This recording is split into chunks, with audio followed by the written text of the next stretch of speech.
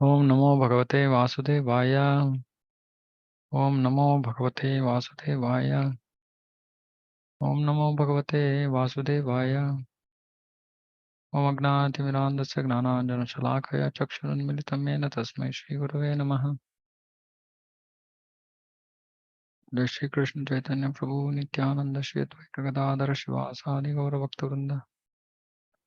हरे कृष्ण कृष्ण कृष्ण हरे हरे, हरे राम राम राम हरे हरे।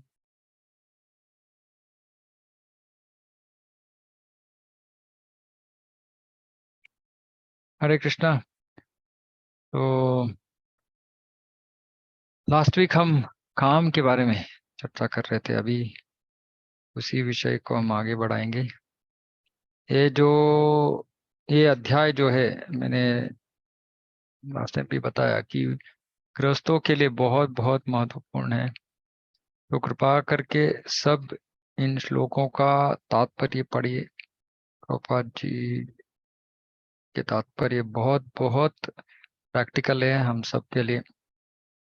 तो आज हम दो तीन और मुख्य श्लोक अभी आज पढ़ेंगे, दो पढ़ेंगे शायद, और बाकी दो अगले क्लास में। ओके, इंद्रियाणि अभी श्लोक संख्या 40। इंद्रियाणि मनोबुद्धिर्स्याधिष्ठानम् उच्यते एतैर्विमोहयति येष ज्ञान आवृत्य देहिनम्। इंद्रिया, मन तथा बुद्धि इस काम के निवास स्थान है। अभी कृष्ण यहाँ ये काम कहाँ कहाँ बैठा है इसके बारे में अभी ज्ञान दे रहे। तो बोल रहे हैं इंद्रिया, मन तथा बुद्धि, इंद्रियों में, मन में और बुद्धि में काम बैठा है। इनके द्वारा यह काम जीवात्मा के वास्तविक ज्ञान को ढककर उसे मोहित कर लेता है।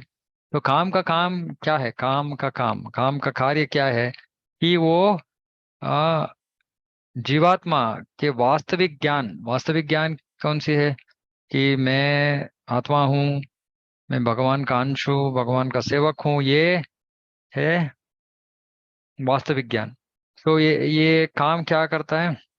ये वास्तविक ज्ञान को ढक लेता है, ढक करके हाँ मोहित कर लेता है। मोहित का मतलब है कि हम भूल जाते हैं कि मैं आत्मा हूँ, और हम सोचते रहते हैं कि ओ नहीं नहीं मैं शरीर हूँ, ये शरीर मेरे लिए बहुत महत्वपूर्ण है, इसका रक्षण करना है मुझे।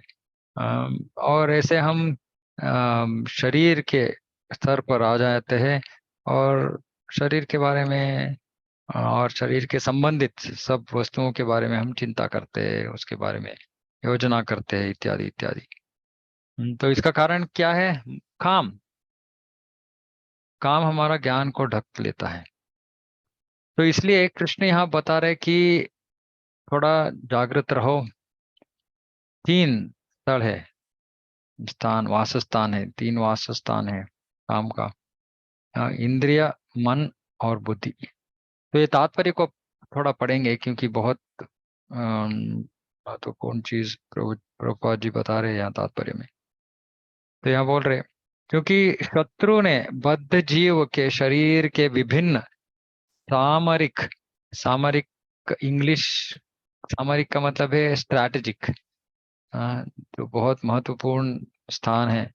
सामरिक स्थानों पर अपना अधिकार कर लिया है, अधिकार कर लिया है। ऐसे रेंट पे नहीं रह रहा है काम, इन तीन जगहों में अधिकार कर लिया है, स्थानों पर अपना अधिकार कर लिया है।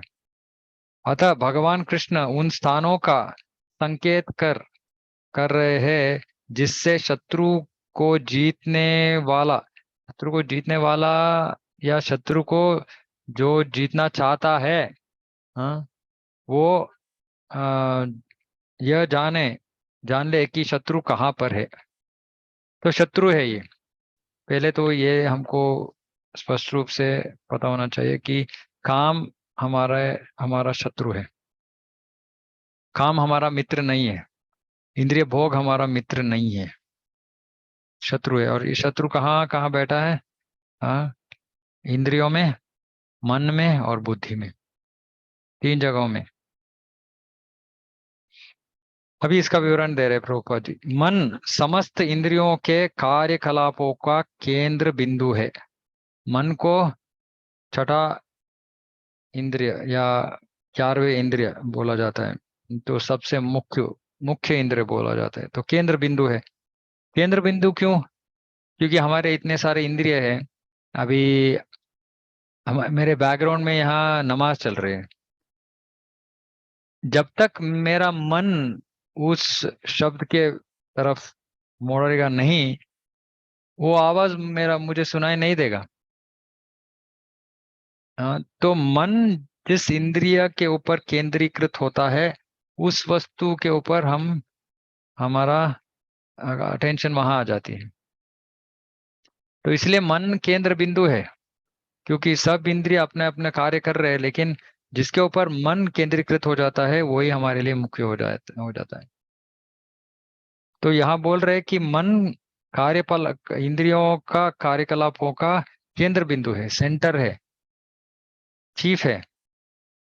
अतः जब हम इंद्रिय विषयों के संबंध में सुनते हैं तो मन इंद्रिय तृप्ति के समस्त भावों का आधार बन जाता है।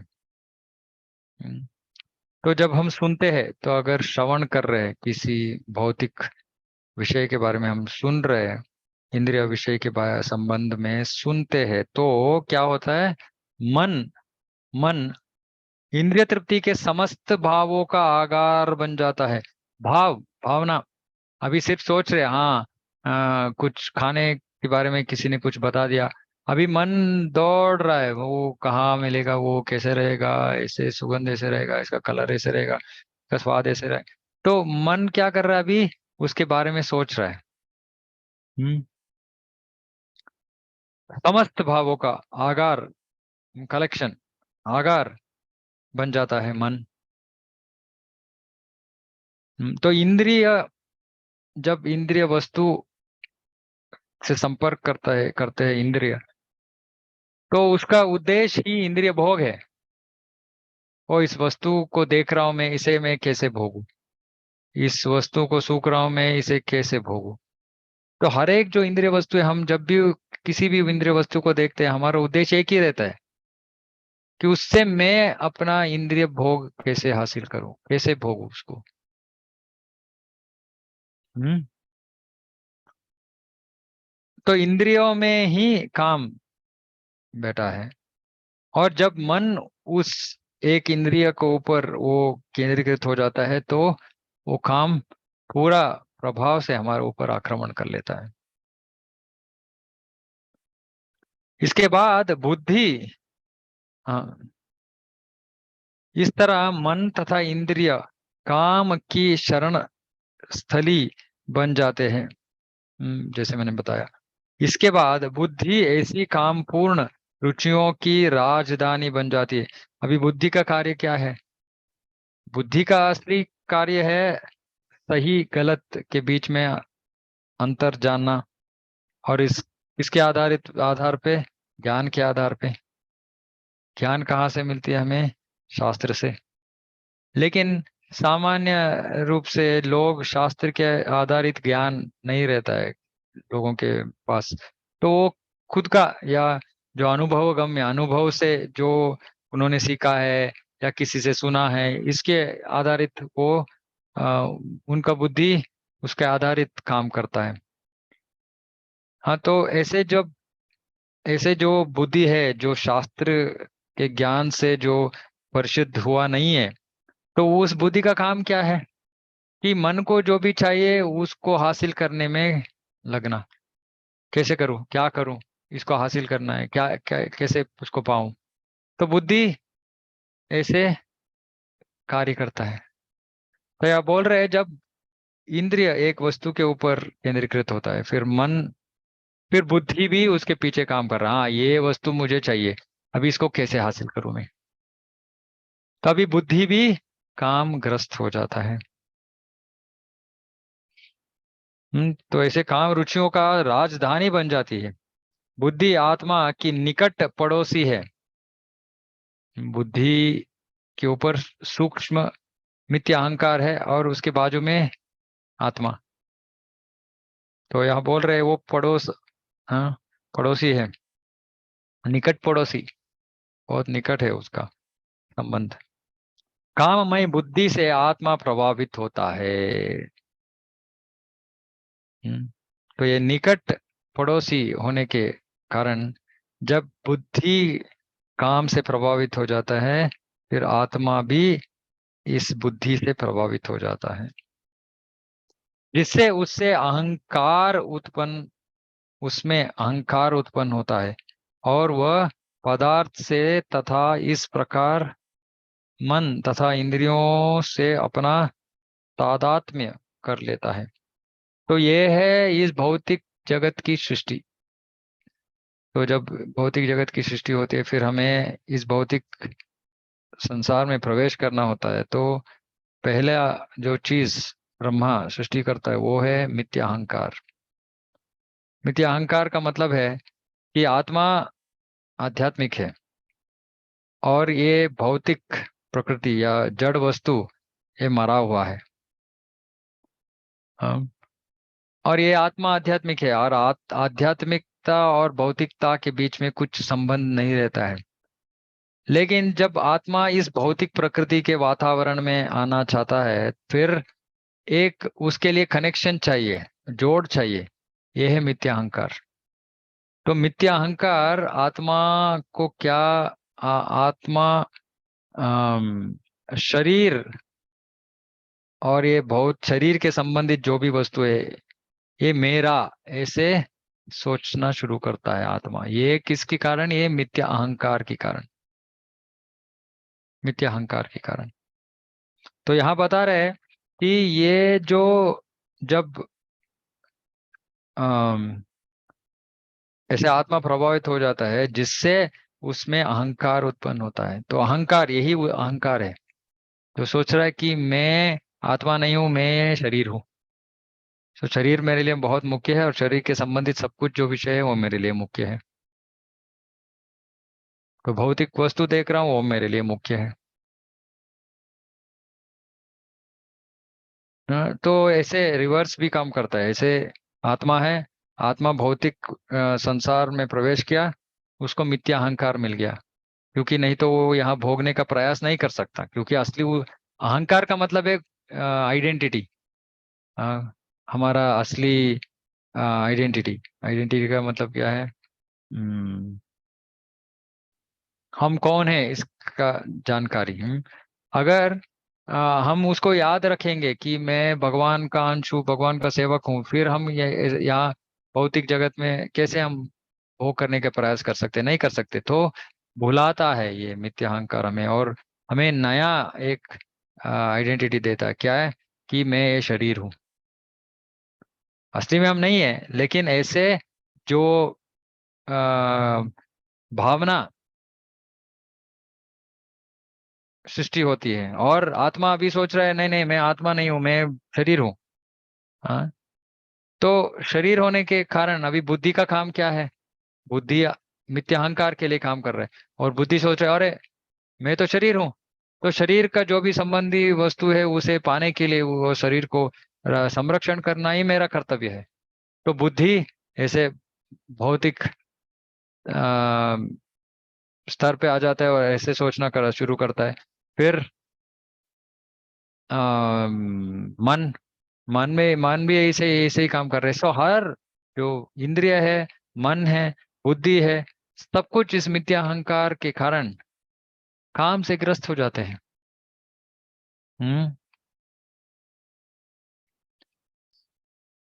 आत्मा को भौतिक इंद्रियों का भोग करने की लत पड़ जाती है, जिसे वह वास्तविक सुख मान बैठता है। लत पड़ जाती है, यही हो गया ना हमको। हम अभी क्या सोच रहे हैं? भौतिक ये भोग करूंगा तो हाँ ये आनंद का विषय है। हाँ, यही सुख मान बैठ गया है आत्मा। उसको पता नहीं ये सुख नहीं है, ये तो सुख के जो मास्क बोलते हैं, मास्क। हिंदी में क्या बोलते हैं मास्क को? मुखौटा। हाँ, मुखौटा। मुखौटा, ओके। तो ऐसे वो मुखौटा है भौतिक सुख, लेकिन उसे हमें क्या मिलता है असली रूप से? उसे दुख मिलता है हमें। लेकिन बाहरी रूप से हम देख रहे हैं, हाँ ये तो खुशी की बात है, हाँ कैसे कि मैं बाहर जाके कुछ खा रहा हूँ, हाँ ये तो, हाँ इतना आनंद मिल गया मुझे, इतना अच्छा था खाना। हाँ, तात्कालिक रूप से कुछ इंद्रिय भोग का अनुभव हमने किया, ऐसे कुछ उसको उसको खुशी का नाम देते हम। लेकिन उसका असली परिणाम क्या है कि हम उससे पाप, ये तो पाप हो गया क्योंकि वो भगवान का प्रसाद नहीं है, तो इससे हम आगे जाके कष्ट भोगेंगे। तो ये वास्तविक सुख मान बैठ गया है, मान मान रहा है ऐसे कि ये वास्तविक सुख है, लेकिन ये वास्तविक सुख नहीं है। ये आत्मा भूल जाता है मिथ्या अहंकार के कारण, काम के कारण। तो इसलिए कृष्ण बोल रहे एक काम है, अभी इंद्रिया में है, मन में है, बुद्धि में है, कैसे भागोगे? और ये सब जो तीनों वस्तु है, सब मिथ्या अहंकार के ग्रस्त में है। और मिथ्या अहंकार तो बेसिकली वो आत्मा का शत्रु है, क्योंकि मैं और मेरा का मनोभाव सृष्टि करता है। तो पूरा हम तो वैरी के पक्ष, इसमें उसका शिविर में घुस गए, वहां अटक गए हम। हाँ, इस शरीर में सब जो मुख्य स्थल है, सब जगहों में काम बैठ गया है। अभी सोचिए कितना हमारे में कितना शक्ति, कितना दृढ़ विश्वास, दृढ़ निश्चय होनी चाहिए इससे बाहर आने के लिए, इससे लड़ने के लिए।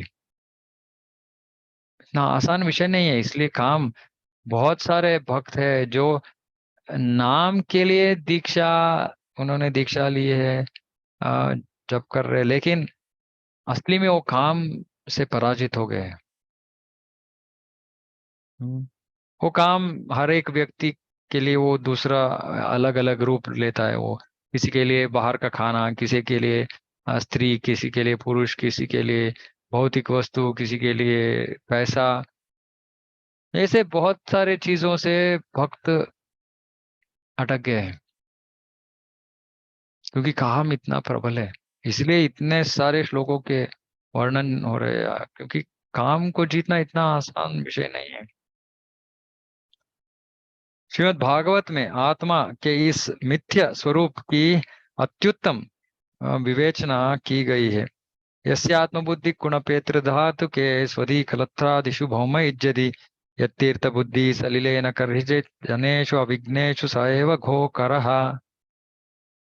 घोखरः। जो मनुष्य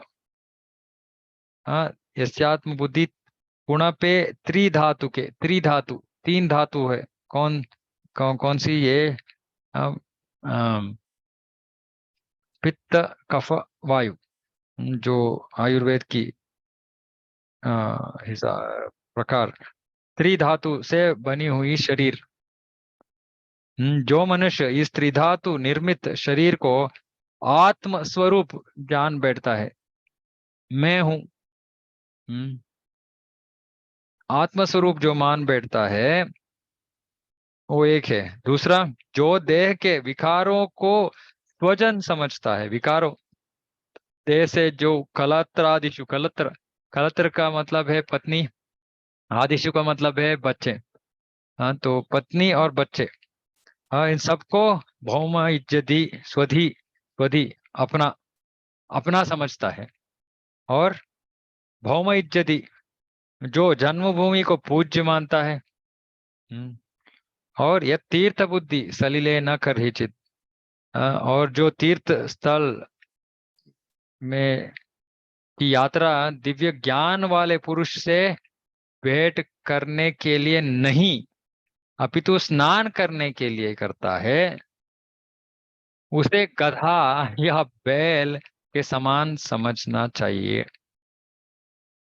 क्या, फिर से बता रहा हूँ, चार कंडीशन है। एक तो त्रिधातु निर्मित शरीर मैं हूं, मैं ये शरीर हूँ और शरीर के संबंधित सब कुछ मेरे लिए बहुत मुख्य मायने रखती है। ये पहली बात। दूसरा बात, ये देह के विकारों से को स्वजन मानता है। फैमिली, कुटुंब, पति पत्नी बच्चे, ये मेरे है।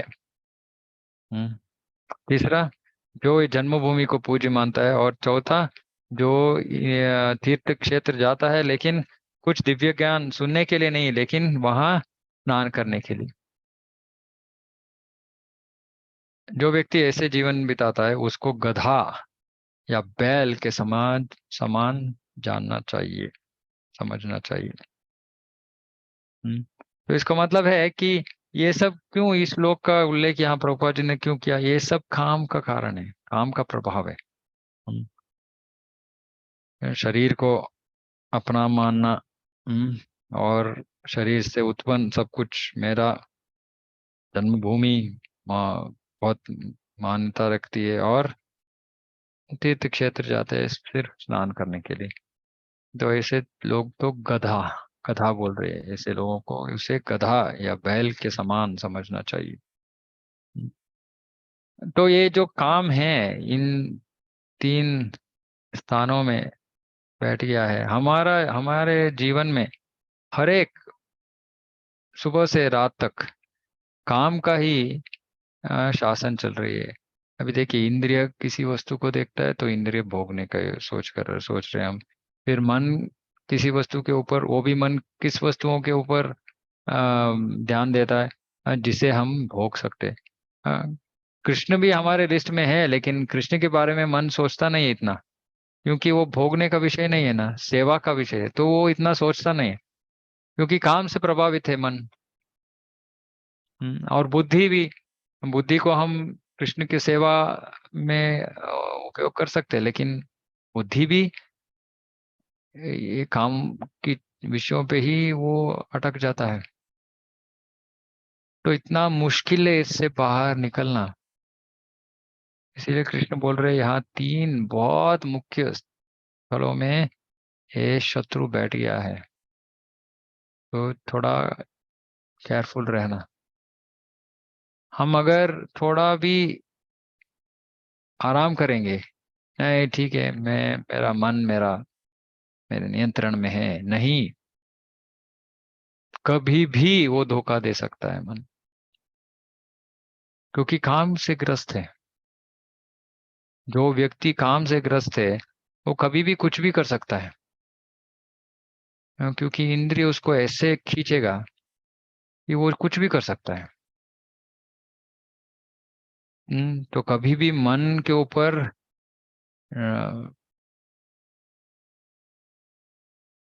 मन क्या बोलते हैं, हम्म, मन के पीछे नहीं भागना चाहिए। नहीं भागना नहीं है उसके ऊपर, अम, उसको ट्रस्ट नहीं करना है हमें। ट्रस्ट का मतलब क्या है? विश्वास। विश्वास। मन के ऊपर विश्वास नहीं रखना है हमें, क्योंकि मन कभी भी हमें धोखा दे सकती है। इसलिए कृष्ण बोलते हैं कि मन हमारे सबसे बड़ा शत्रु और सबसे बड़ा मित्र भी हो सकता है, लेकिन जब मन नियंत्रित स्थिति में है तब मन मित्र है, नहीं तो वो शत्रु ही है, सामान्य रूप से शत्रु ही है मन। और हम इतना मन से प्रभावित है, मन से हम इतना कष्ट झेलते हैं, फिर भी हम, अभी देखिए ये एक विषय है, जब कोई हम हमारा वैरी है, तो हम इस उसको इतना कितना इंपॉर्टेंस देंगे, कितना उसका बात मानेंगे, सिर के ऊपर बिठाएंगे क्या उसको? लेकिन हम हमारे मन को सिर के ऊपर बिठा दिया है हमने, और मन हमको खींच रहा है, इधर खींच रहा है, उधर खींच रहा है। मैं सोचता रहता हूँ कि अम, इतने, अभी मैं कितने 13 साल से साधना कर रहा हूँ, और मैं देख रहा हूँ मेरा मन कैसे काम करता है। ऐसे ही कुछ एक वस्तु को लेता है और बोलता है ये ठीक नहीं है, कुछ भी हो, ये ठीक नहीं है, फिर शुरू उसके बारे में, ठीक है नहीं है, फिर सोच रहे वो विषय क्या है, कुछ आलतू फालतू विषय है। पहले तो इस ऐसे बहुत सारे विषय आते थे और मैं उसके बारे में सोचता था, और फिर बाद में बहुत थकावट, अरे बाबा कितना सोचना है, छोड़ो। लेकिन मन ऐसा है, हमको धोखा दे देता है। तो अभी थोड़ा साधना के बाद अभी मेरा मन में आता है, नहीं ये तो व्यर्थ है, इसके बारे में सोचने का कुछ, सोचने से कुछ फायदा नहीं है, नहीं सोचूंगा मैं, छोड़ो, गोली मारो। ऐसे जो अनइम्पॉर्टेंट विषय है उसको लेके मन उसको इतना बड़ा चढ़ा के हमारे सामने खड़ा कर देता है। और वो सब जो विषय मन हमारे सामने लेके आता है वो सब कुछ काम के विषय ही है, सब कुछ इंद्रिय भोग के विषय ही है। इसलिए इन इस मन में कृष्ण का भावना, कृष्ण का सोच लाने के लिए जगह ही नहीं है, क्योंकि सिर्फ काम के बारे में सोच रहा है, काम काम काम, इंद्रिय भोग इंद्रिय भोग इंद्रिय तृप्ति।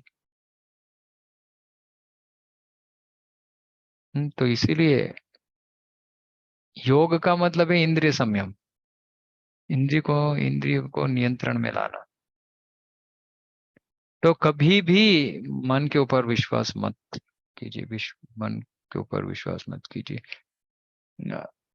ज्यादातर मन हमको धोखा देने वाली काम ही करता है।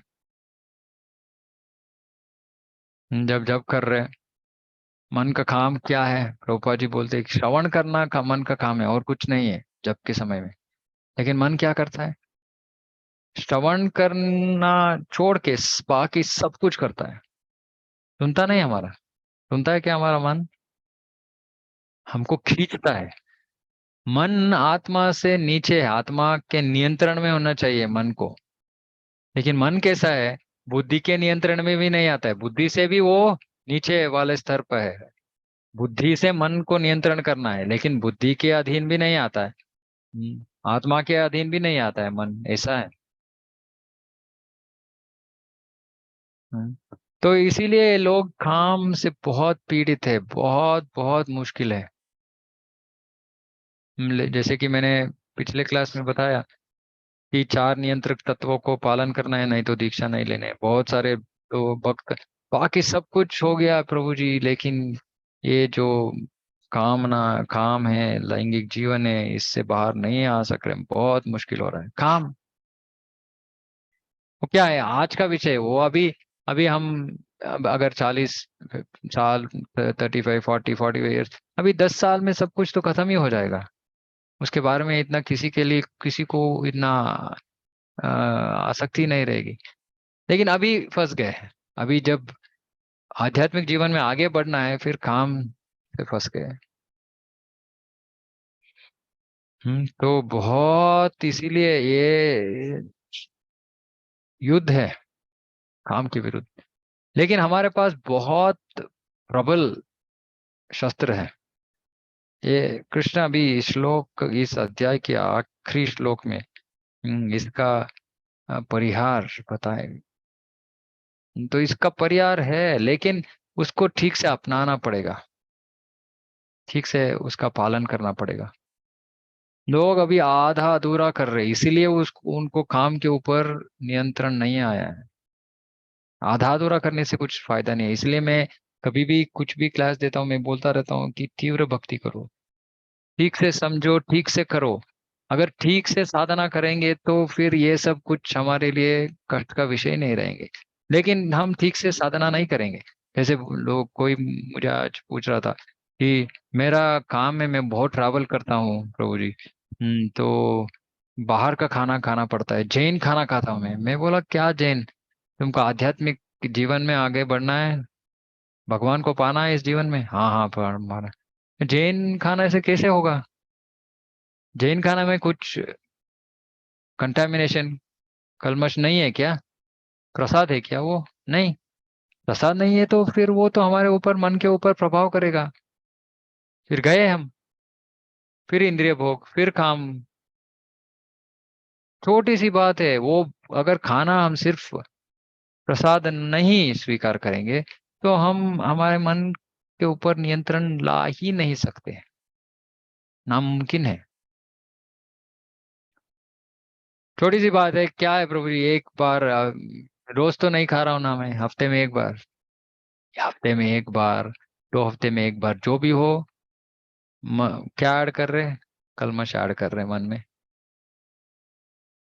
तो अगर हम ठीक से फॉलो करेंगे जो भी हम हमको आचार्य ने दिया है, फिर तो ये सब इतना आसानी से हम इस सब को जीत सकते हैं। लेकिन हम नहीं करते और अटक जाते, फंस जाते। और अगर हम ऐसे थोड़ा स्ट्रिक्ट बोलते हैं, तीव्र भक्ति करो, लोग बोलते हैं नहीं प्रभु जी आपसे नहीं सुना जाता, हमें बहुत मुश्किल है, ऐसे नहीं फॉलो कर सकते। लेकिन ये मैं नहीं कह रहा हूँ, प्रभुपाद जी कह रहे हैं। तो आप जाके प्रभुपाद जी के को बोलो कि आप क्यों ऐसे पुस्तक में ऐसे तात्पर्य क्यों लिखा आपने। हम्म। तो ये बहुत महत्वपूर्ण चीज है। तो इसके बारे में फिर सोचिए, काम के ऊपर हमें नियंत्रण चाहिए। हम्म, तो आज यही समाप्त करते हैं, क्योंकि ये बहुत बहुत मुख्य श्लोक है ये सब।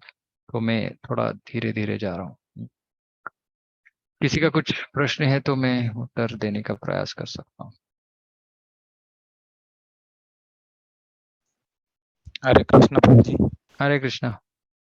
प्रभु जी, ये हिंदी वाला जो क्लास है ये किस किस दिन होता है वीक में? Tuesday and Thursday.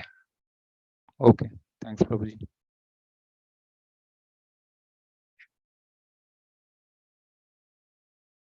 ओके, किसी का कुछ प्रश्न नहीं है तो खत्म करेंगे।